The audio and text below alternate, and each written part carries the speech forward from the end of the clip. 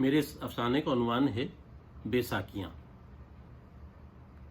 جزیرہ خلق خدا کے سب سے بڑے عہدے جلیلہ پر فائز ہونے کے بعد نمبر A1 نے سب سے پہلے یہ قانون پاس کیا کہ ہر وہ فرد یا دکاندار جس کے پاس جزیرے کے قوانین کی کتاب ہے وہ اسے سرکاری محکمے میں جمع کروا دے۔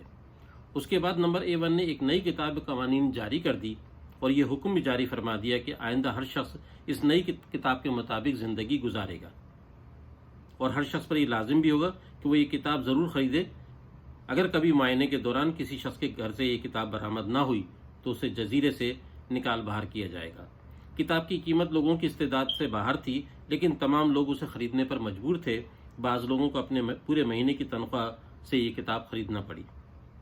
بدبودار چمڑے سے سلی ہوئی اس کتاب کی کتابت اور چھپائی میں بے شمار غلطیاں تھیں۔ بعض صفحات اپنی ترتیب سے ہٹ کر جڑے ہوئے تھے۔ ان غلطیوں کی نشاندہی کے باوجود لوگ کسی قسم کی بھی شکایت نہیں کر سکتے تھے، کیونکہ اس کتاب کو چھاپنے کا کام A1 کے بہت ہی قریبی رشتہ دار کو ملا تھا۔ جزیرے کے تمام لوگ یہ جاننا چاہتے تھے کہ ایسے کون سے نئے قوانین ہیں جو اس کتاب میں شامل کیے گئے ہیں، لیکن اس کتاب کے مطالعے کے بعد لوگوں کو سخت حیرت ہوئی کہ صرف ایک کے علاوہ باقی تمام قوانین سابقہ کتاب میں بھی شامل تھے۔ یہ نیا قانون جزیرے کے عوام کے قد کو موجودہ معیار سے بلند کرنے کے لیے تھا۔ اس نئے قانون کی روح سے تمام لوگوں کو پابند کیا گیا تھا کہ وہ اپنے قد میں اضافہ کریں تاکہ ان کی زندگی کا معیار بلند ہو سکے اور تمام دنیا میں ان کے بلند قد کی وجہ سے ان کی عزت میں اضافہ ہو۔ اس مقصد کے لیے ایک نئی فیکٹری لگائی گئی تھی جس میں قد بڑھانے والی بیساکیاں تیار کی جاتی تھیں۔ ان بیساکیوں کو پہننے کے بعد جزیرے کے لوگوں کے قد میں تمام دنیا کے لوگوں کے قد سے بلند ہونے کا قطعی امکان موجود تھا۔ قد بڑھانے والی بیساکیاں بنانے کی فیکٹری کا مالک بھی نمبر A1 کا بہت ہی قریبی رشتہ دار تھا۔ لوگ اس حقیقت سے واقف تھے، لیکن کسی میں اتنی جرأت نہیں تھی کہ وہ نمبر A1 کے خلاف کچھ بول سکے۔ بیساکیاں تیار کرنے کے لیے گھنے جنگلات جو کہ اس جزیرے کا قیمتی اثاثہ تھے کاٹے جا رہے تھے۔ جنگلات سے حاصل ہونے والی لکڑی کو فیکٹریوں میں پہنچایا جا رہا تھا۔ فیکٹری کے بکنگ آفس پر ایڈوانس بکنگ کے لیے روزانہ لوگوں کا ہجوم اکٹھا ہو جاتا۔ لوگ اپنے اپنے آرڈر دے رہے تھے، کسی نے 4، کسی نے 6۔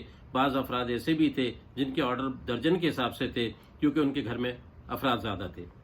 چند ہفتے بعد جزیرے کے لوگ قد بڑا کرنے والی بیساکیاں پہنے ہوئے جزیرے میں پھرتے ہوئے دکھائی دینے لگے۔ جو لوگ بیساکیوں کے بغیر دکھائی دیتے، انتظامیہ کے اہلکار ان پر بھاری جرمانے عائد کرتے۔ اس طرح لوگوں کو مجبور کیا جانے لگا کہ وہ بیساکیاں پہنے بغیر باہر نہ نکلیں۔ قد بڑا کرنے والی بیساکیوں کے استعمال کے بعد جزیرے پر عجیب و غریب مزاح خیز صورتحال دکھائی دینے لگی۔ لوگوں کے گھروں کے دروازے چھوٹے پڑ گئے، گاڑیوں میں سفر کرنا مشکل ہو گیا، سرکاری عمارتوں میں داخل ہونے میں عوام کو مشکل پیش آنے لگی، ہوائی جہازوں میں سفر کرنا دشوار ہو گیا، گویا ایک افراتفری کی کیفیت چاروں سمت دکھائی دینے لگی۔ یہ تمام مشکلات تو اپنی جگہ پر تھیں۔ سب سے زیادہ دلچسپ اور مزاح خیز بات یہ ہوئی کہ لوگ راستوں پر چلتے ہوئے اچانک گرنے لگے۔ ذرا پیر آگے پیچھے پڑا، دھڑام کی آواز کے ساتھ قد بڑھانے کی کوشش میں زمیں بوس ہو گئے۔ سیڑھیاں اترتے ہوئے چڑھتے ہوئے سب سے زیادہ پریشان کن صورتحال پیدا ہو جاتی۔ ایسے موقع پر اگر لوگ اپنے پیروں سے قد بڑا کرنے والی بیساکیاں اتار کر عام حالت میں آنے کی کوشش کرتے تو انہیں انتظامیہ کے اہلکاروں کی جانب سے چالان اور سزا کا سامنا کرنا پڑتا۔ ایک دن جزیرہ خلق خدا کے عہدے جلیلہ پر فائز نمبر A1 کا انتقال ہو گیا۔ اس کے انتقال کے بعد اس کے چھوٹے بھائی کو نمبر A1 بنا کر جزیرہ خلق خدا کے عہدے جلیلہ پر فائز کر دیا گیا۔ موجودہ نمبر A1 نے آتے ہی کتاب قوانین کو منسوخ کر دیا اور نئی کتاب جاری کرنے کا حکم صادر فرما دیا۔ نئی کتاب قوانین جاری کرنے کا جواز پیدا کرنے کے لیے جزیرے کے سرکاری دانشوروں اور مفکروں کی ایک بہت بڑی میٹنگ منعقد کی گئی، جسے جزیرے کے ٹیلی نشریاتی رابطے کے ذریعے براہ راست عوام تک پہنچایا گیا۔ اس میٹنگ میں قرارداد پاس کی گئی کہ سابقہ نمبر A1 نے اپنی ذاتی منفعت کے لیے کتاب قوانین کو چھپوایا تھا، لہذا اسے منسوخ کیا جائے اور اس میں قد بڑا کرنے والی بیساکیوں کے استعمال والا قانون بھی منسوخ کیا جائے۔ عوام میں خوشی کی لہر دوڑ گئی۔ لوگوں نے خوشی کے اظہار کے لیے جشن منایا۔ جزیرے پر جگہ جگہ موجودہ نمبر A1 کے لیے تعریفی کلمات سے بھرے ہوئے بینرز اور پوسٹر لگائے گئے، جس میں نمبر A1 کو موجودہ صدی کا نجات دہندہ قرار دیا گیا۔ جشن کے موقع پر ایک بہت بڑی ریلی کا انتظام تھا، جس میں نمبر A1 نے عوام کے سامنے ایک بھرپور خطاب کرنا تھا۔ لوگ جوک در جوک ریلی میں شرکت کے لیے جزیرے کے کنارے پر واقع بہت بڑے میدان میں اکٹھے ہونے لگے۔ سارا میدان برقی کمکموں سے جگمگا رہا تھا۔ نمبر A1 کی تعریف میں ترانے بجائے جا رہے تھے۔ لوگ نعرے بازی میں ایک دوسرے سے سبقت لے جانے کی کوشش میں اپنے گلے کا سارا زور استعمال کر رہے تھے۔ تھوڑی دیر بعد ایک ہیلی کاپٹر فضا میں پرواز کرتا ہوا دکھائی دینے لگا۔ لوگوں نے زور زور سے تالیاں بجانا شروع کر دیں۔ ہیلی کاپٹر اپنی جگہ پر اتر گیا۔ ہیلی کاپٹر اپنی مخصوص جگہ پر اتر گیا۔ ہیلی کاپٹر کا دروازہ کھلا اور اس میں سے 4 فٹ کا ایک شخص برآمد ہوا۔ یہ نمبر 1 تھا۔ تالیوں کی گونج میں اچانک کہکہوں کی آوازیں بھی شامل ہو گئیں۔ بہت سارے لوگوں نے نمبر A1 کو آج پہلی بار دیکھا تھا، اس لیے جیسے ہی لوگوں نے نمبر A1 کو دیکھا تو ان کے منہ سے ہنسی چھوٹ گئی۔ لیکن اس تمسخر آمیز ہنسی کا نقصان اس وقت برآمد ہوا جب جزیرے کے لوگوں کے ہاتھوں میں نئی کتاب قوانین پہنچی۔ نئی کتاب میں پہلا قانون یہ تھا کہ جزیرے کا کوئی بھی فرد 4 فٹ سے زیادہ قد کا نہیں ہو سکتا۔ لوگ حیرت سے ایک دوسرے سے سوال کر رہے تھے کہ بھلا لوگ اپنا قد کیسے چھوٹا کر سکتے ہیں، لیکن جزیرے کے قانون کی روح سے جزیرے پر رہنے والا کوئی بھی شخص کتاب قوانین پر عمل کیے بغیر نہیں رہ سکتا تھا۔ چند روز بعد جزیرے پر انتظامیہ کی طرف سے لوگوں کے خلاف مہم شروع کر دی گئی۔ لوگوں کو زبردستی گاڑیوں میں بٹھا کر ہسپتال میں داخل کر دیا گیا۔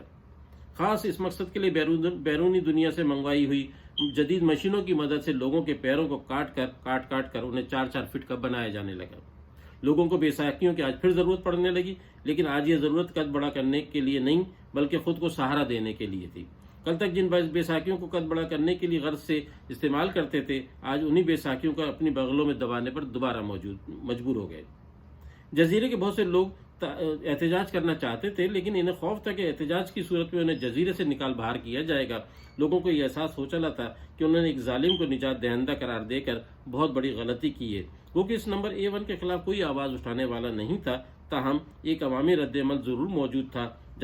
جہاں کہیں 4 آدمی اکٹھے ہوتے، وہ نمبر A1 کے خلاف ضرور بات کرتے۔ بڑھتے خاموش احتجاج لوگوں کے دلوں کے اندر لاوے کی شکل میں ابلنے لگے۔ نمبر A1 نے اپنے جاسوس سارے جزیرے پر پھیلائے ہوئے تھے۔ اسے پل پل کی خبر دیتے رہتے تھے۔ جب اسے یہ خبر ملی کہ لوگ اس کے خلاف اٹھ کھڑے ہونے کا بہانہ ڈھونڈ رہے ہیں تو اس نے اپنے عہدہ جلیلہ سے سبکدوش ہونے کا فیصلہ کیا اور اپنی جگہ اپنے بیٹے کو نمبر A1 کے عہدہ جلیلہ پر نامزد کر دیا۔ جزیرے کے عوام نے نمبر A1 کے جانے پر سکھ کا سانس لیا۔ آج ٹیلی نشریاتی رابطے پر موجودہ نئے نمبر A1 کا پہلا خطاب تھا۔ لوگ اپنے ٹیلی نشریاتی رابطے کے سامنے بیٹھے ہوئے نمبر A1 کے خطاب کے منتظر تھے۔ وقت مقررہ پر نمبر A1 کا خطاب شروع ہو گیا، لیکن نمبر A1 کو دیکھتے ہی لوگوں کی چیخیں نکل گئیں، کیونکہ نمبر A1 آنکھوں سے اندھا تھا۔